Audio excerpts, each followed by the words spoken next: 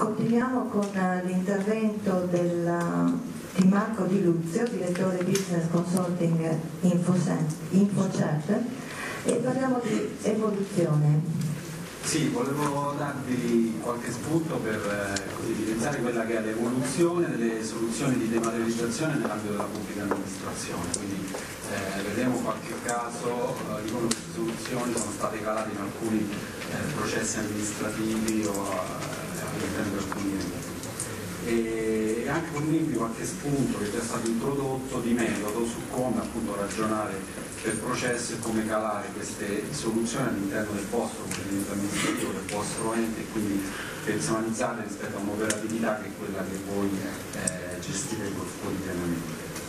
Allora, partivamo da un vincolo innanzitutto che era di tipo normativo, non tecnologico, che oggi è stato superato.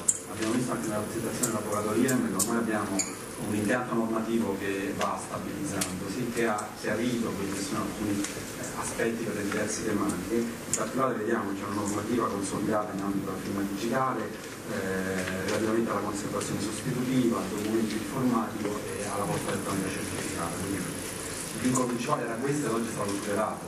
La tecnologia è sempre stata avanti come soluzione rispetto alle potenzialità in ambito di dematerializzazione.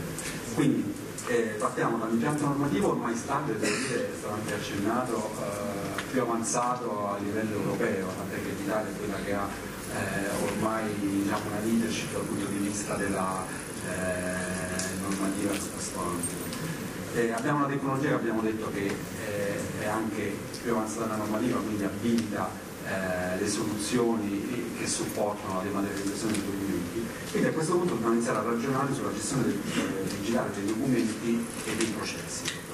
Significa calare queste soluzioni all'interno dei nostri processi. Quindi parlare di documento digitale è un aspetto, ma a fianco a questo dobbiamo ragionare su qual è il processo dematerializzato che ci può essere dietro a una soluzione appunto paperless, perché applicare una soluzione così evoluta, così avanzata a un processo amministrativo che lo lascio esistere così come oggi senza modificarlo mi consente di beneficiare solo parzialmente delle effettive potenzialità che la soluzione di dematerializzazione consente. Quindi devo prendere il mio processo e ripensarlo in modo completamente nuovo grazie alle potenzialità, alle funzionalità che mi sono resi disponibili dalle tecnologie.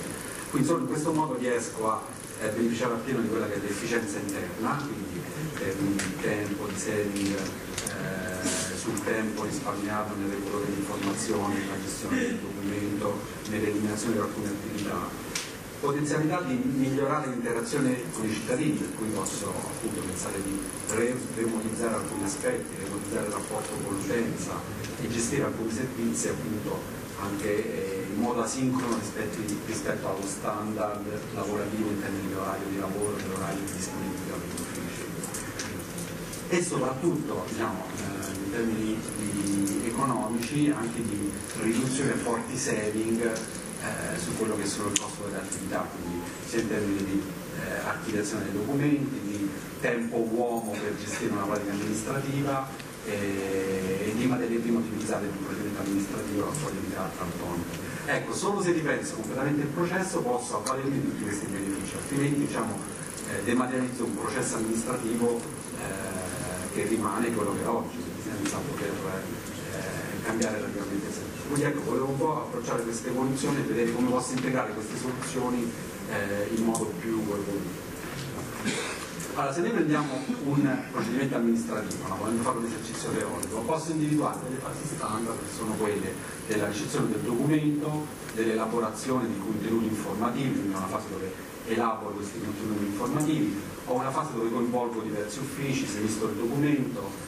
Ci sono sicuramente degli step dove c'è una verifica, una valutazione, un'approvazione da parte di un dirigente più responsabile del procedimento, l'inoltro della documentazione e la chiusura dell'attività e quindi in conservazione. No? Diciamo che questi step teorici potrebbero descrivere un qualsiasi procedimento amministrativo o un ciclo di vita del documento.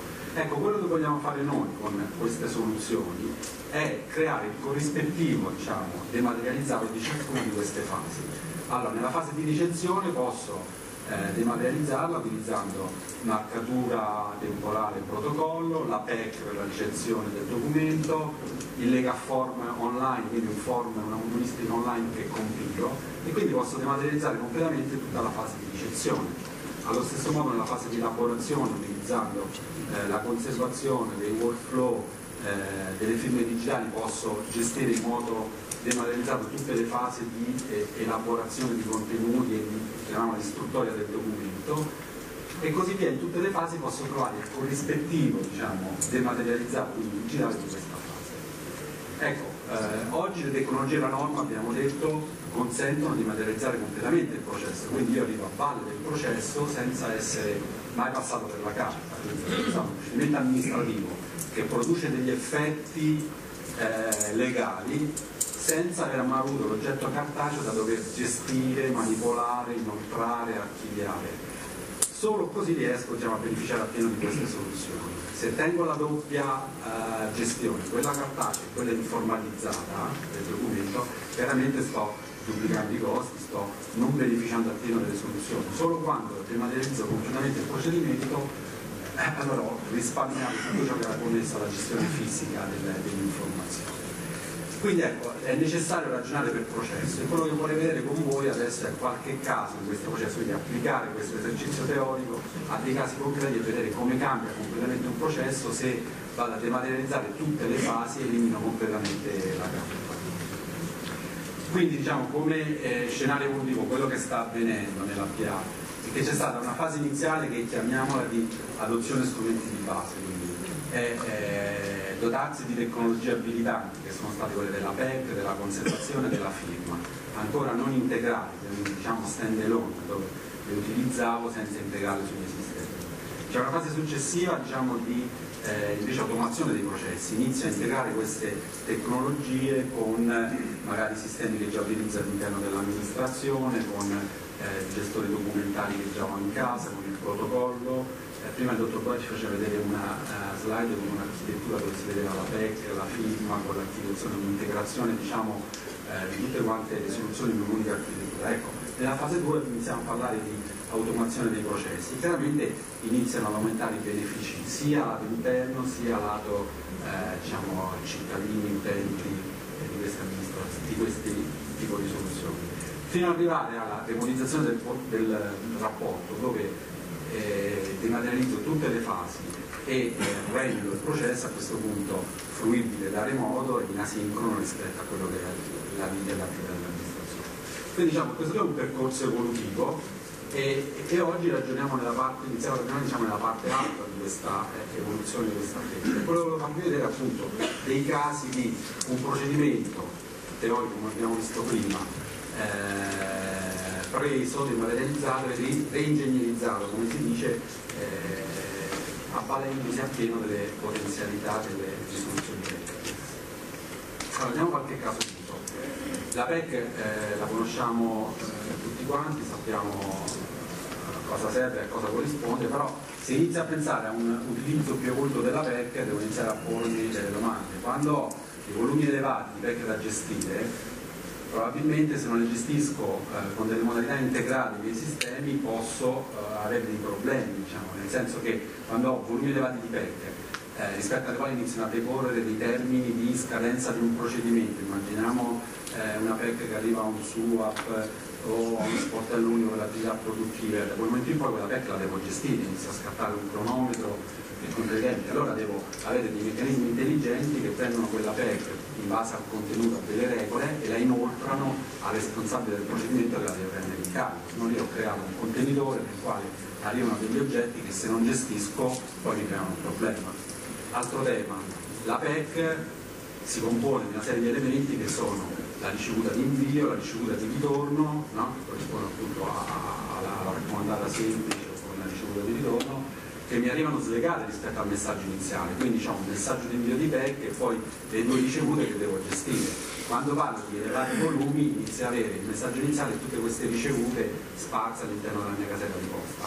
Allora devo avere degli strumenti che mi riconciliano questa cosa e mi associano il messaggio iniziale della PEC con tutte le ricevute, quindi parliamo già di un'integrazione diciamo, più evoluta al semplice utilizzo della PEC. Probabilmente magari devo anche facilitare la lettura del contenuto, che spesso mi appare come un testo HTML con dei codici strani, non leggibili. Allora questi sistemi fanno proprio questo, tirano fuori il messaggio, associano le ricevute al messaggio di PEC e lo inoltrano sul procedimento amministrativo in oggetto, quindi sul responsabile del procedimento, e quindi c'è una vera gestione integrata di quello strumento all'interno del processo. Questo significa iniziare a ragionare sul processo, e quindi spesso c'è bisogno di un minimo di consulenza per capire come integrare la soluzione all'interno del progetto di Stato. Nella gestione degli archivi, anche qui non basta ripensare l'archivio così come è oggi, ma innanzitutto mi devo porre rispetto all'archivio allo stock, diciamo lo stock di documenti che ho, ci accennavo questa mattina, cosa vale la pena conservare, cosa vale la pena invece lasciarlo così in cartaceo e non toccarlo, semplicemente per non fare un'attività inutile su una informazione che non mi serve, non utilizzerò più, non la devo consultare. Quindi ho un tema sulla gestione dello stock dell'archivio, un tema sulla gestione del flusso, perché una volta che ho pulito lo stock poi devo fare in modo che questo stock non sia di nuovo alimentato, no?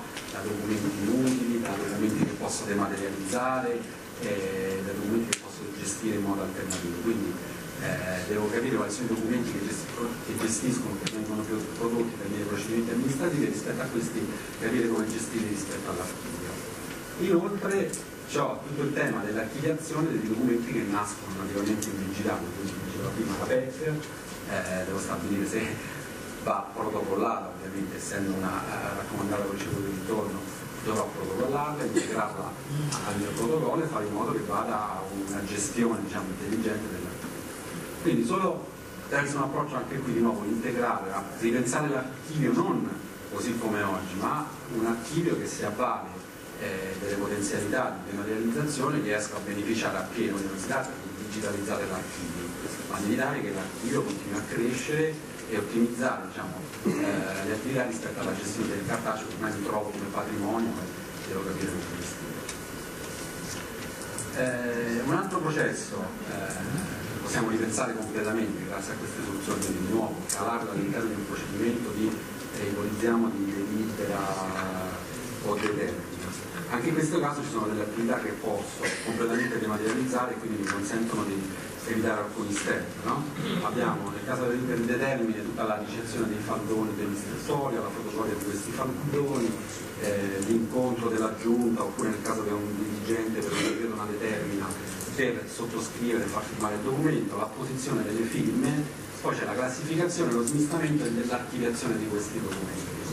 Ecco, non basta applicare le soluzioni al processo così com'è, devo prendere questo processo e modificarlo, capire quali sono le attività che posso eliminare e quindi quali sono i benefici.